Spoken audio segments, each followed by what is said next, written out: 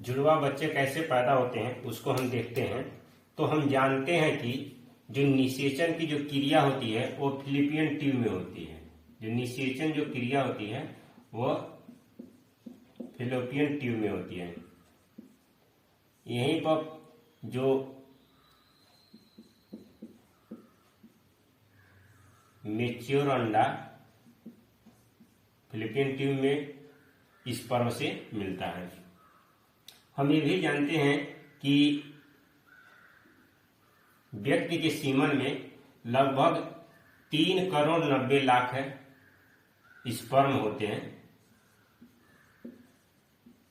जिस स्पर्म की संख्या है वह 3 करोड़ 90 लाख।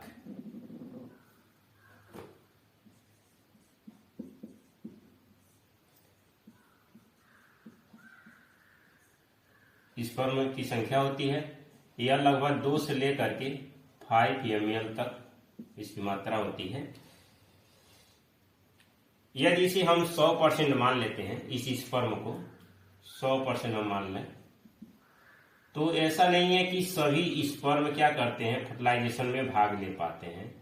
वे ही स्पर्म भाग लेते हैं जिनके पास क्या होता है, माइटोकॉन्ड्रिया होता है, यानी उनके पास पूंछ होता है। वही स्पर्म क्या करते हैं, भाग ले पाते हैं। यह फीमेल रिप्रोडक्टिव सिस्टम है जिसमें हम जानते हैं कि 2 फिलिपियन ट्यूब होता है, एक यहां पर है और एक यहां पर है। 2 ओवरी होता है, एक यहां पर है और एक यहां पर है। ये यूट्रस है, ये सर्विक्स है और ये वेजाइना है।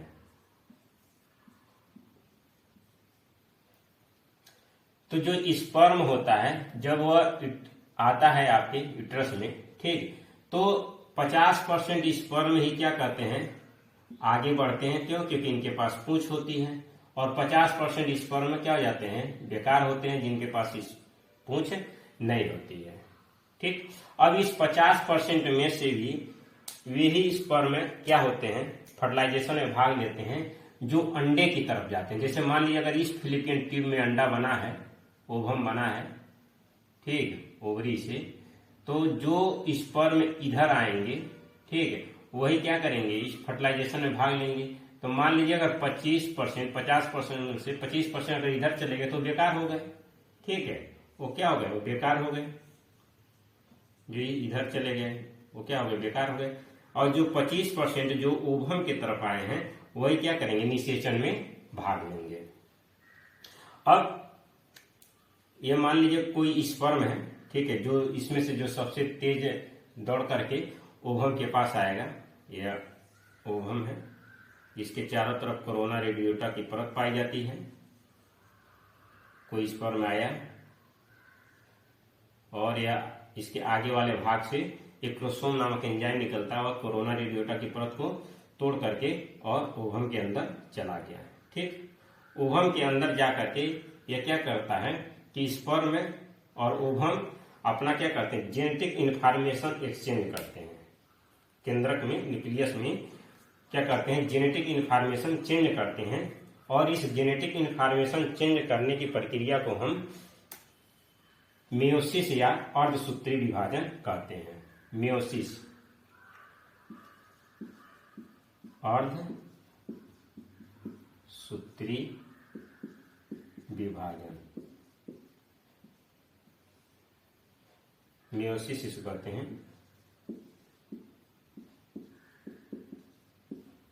ठीक, अब यह जो अर्धसूत्री विभाजन हो गया, तो यह अब स्पर्म और ओवम क्या करेंगे, जाइगोट बना लेंगे।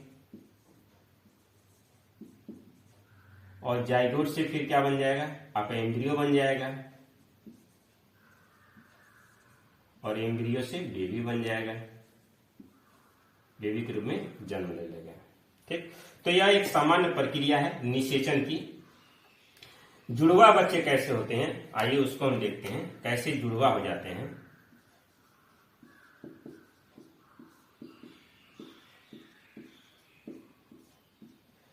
तो जुड़वा बच्चे आप देखेंगे 2 तरह के आपको दिखाई देंगे।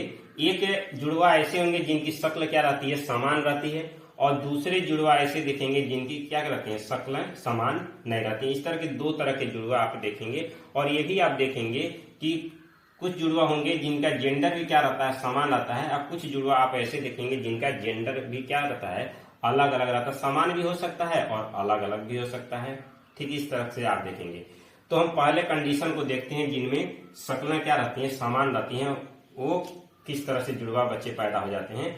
तो हमने यहाँ पर बताया कि फिलिपियन ट्यूब में ओवम से आकर के स्पर्म मिला। ये हम एक ओवम बना देते हैं, ठीक, और इससे स्पर्म आकर के मिला, ठीक, और ये जाइगोट बना लिया, ये जाइगोट बन गया।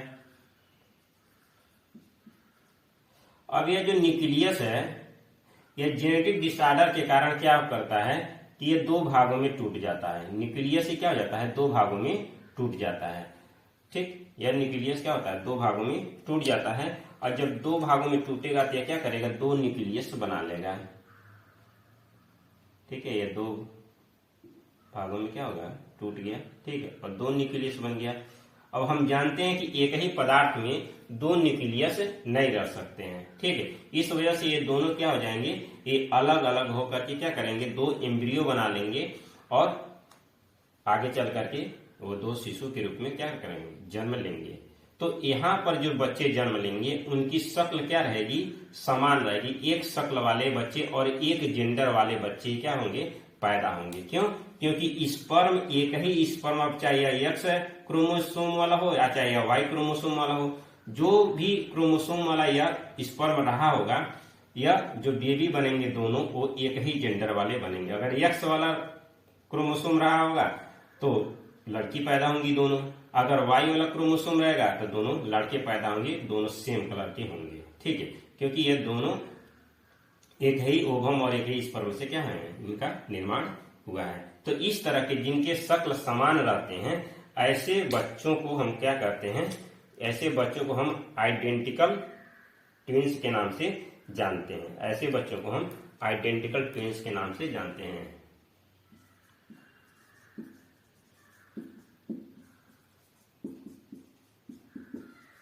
यानी समान जुड़वा, समान मतलब शक्ल के रूप में इनकी शक्ल क्या रहती है, एक रहती है। इसको हम क्या कहते हैं, समान जुड़वा कहते हैं। इसमें अंतर क्या रहता है, इनमें अंतर ये रहता है कि आंखों की जो आइरिस रहती है और जो अंगूठे का जो प्रिंट रहता है, ये दोनों क्या रहेंगे, अलग रहेंगे। बाकी सब चीजें क्या रहती है, सेम, जेंडर भी सेम रहेगा और शक्ल भी सेम रहती है। दूसरा कंडीशन में क्या होता है, दूसरा कंडीशन जिनका जेंडर भी हो सकता है अलग हो और शक्ल तो अलग रहेगा ही रहेगा। वो कैसे होते हैं, तो उसमें क्या होता है कि ये जो फिलिपियन ट्यूब है जहां पर एक ओवम से एक स्पर्म आकर के मिला था, यहाँ पर कभी कभी क्या होता है, दो ओवम आ जाते हैं, दो ओवम होते हैं, स्पर्म तो बहुत सारे हैं, ठीक है, और एक ही क्षण क्या होता है, इनका फर्टिलाइजेशन हो जाता है। जैसे हम यहाँ पर बना लेते हैं, ये मान लीजिए एक ओवम में है और एक दूसरा ओवम है। जिस क्षण में एक स्पर्म इससे आकर के मिला, सेम उसी क्षण में दूसरा स्पर्म भी दूसरे ओवम से आकर के मिल गया, ठीक, और दोनों क्या हो गए, एक ही क्षण में क्या हो गए, फर्टिलाइजेशन की क्रिया पूरा कर लेते हैं। तो इस तरह से दो जाइगोट बन जाएंगे। जो जाइगोट जो बनेगा वो भी क्या हो जाएगा, वो दो जाइगोट बन जाएगा, दो जाइगोट बनेगा। अब जो दो जाइगोट बनेगा तो निश्चित रूप से जो बेबी बनेंगे, जो एम्ब्रियो बनेगा वो भी क्या होगा, वो भी वो दो ही बनेगा, दो एम्ब्रियो बनेंगे।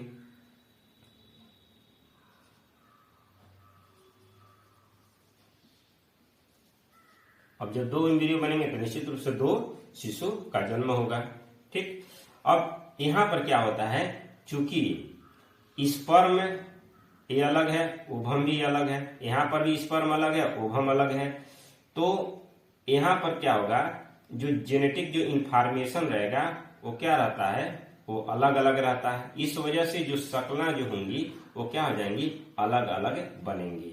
हो सकता है कि यह जो स्पर्म है एक्स क्रोमोसोम वाला हो, ठीक है, और यह वाई क्रोमोसोम वाला हो, तो एक लड़की बनेगी एक लड़का बनेगा। हो सकता है कि ये भी क्रोमोसोम एक्स हो, ये भी क्रोमोसोम एक्स हो, तो दोनों क्या हो जाएंगे, लड़की बनेंगी, लेकिन शक्लें अलग रहेंगी, ठीक है।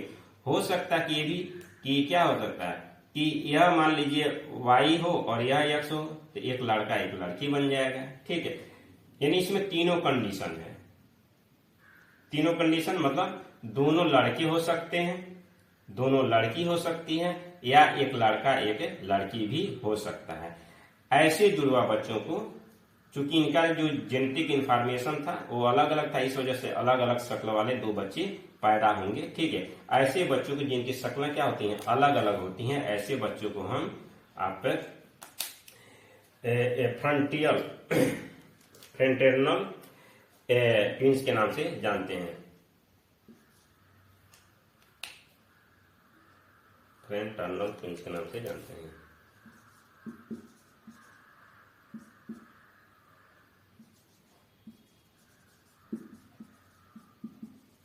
यानी इनकी क्या है, असमान, असमान यानी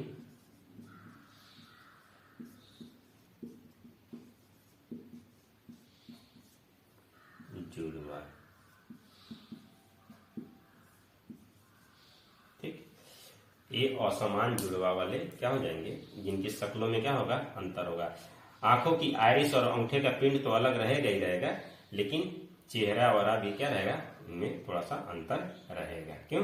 क्योंकि इनकी दो ओवम और दो स्पर्म से इनका क्या हुआ था, फर्टिलाइजेशन की क्रिया पूरी हुई थी। इस वजह से इनकी शक्ल में क्या रहेगा, अंतर आएगा। यहाँ पर ऐसा नहीं है, इस वजह से एक ही ओवम एक ही स्पर्म से दो एम्ब्रियो बना था, इस वजह से क्या हो जाएगा कि यहाँ पर जो शक्ल रहेगा सेम रहेगा, लेकिन आंखों की आइरिस और अंगूठे का प्रिंट क्या रहेगा, अलग रहेगा। इस तरह से जुड़वा बच्चे आप क्या होते हैं, जन्म लेते हैं दो तरह के। ठीक, आई होप आपको यह वीडियो पसंद आया होगा। यदि वीडियो पसंद आया तो आप चैनल को सब्सक्राइब करिएगा, लाइक करिएगा, कमेंट करिएगा, शेयर करिएगा। Thank you.